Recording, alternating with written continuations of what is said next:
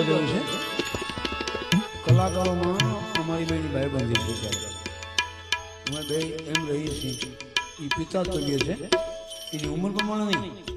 એ સાધુ છે, દસમાનો સંત છે, અમારો બાપ છે.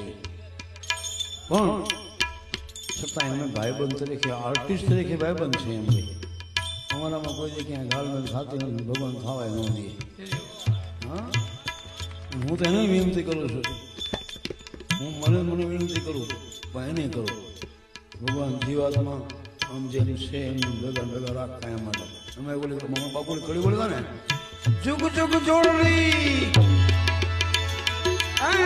અમર રાખો બાવાજી,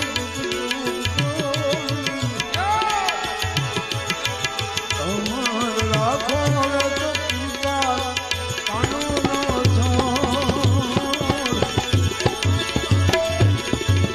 ઘડી સમાધિ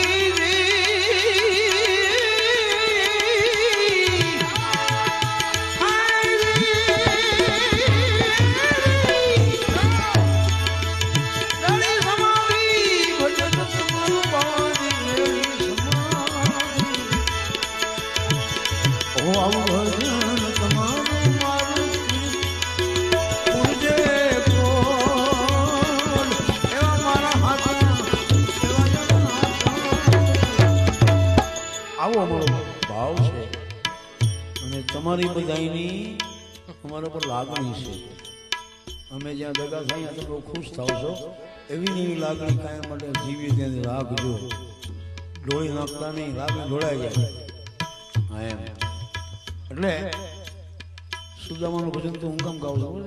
એના ગામમાં એને જ ભજન હતા. હજી એ સીડી કેસેટો બધા પ્રેમથી સાંભળે છે.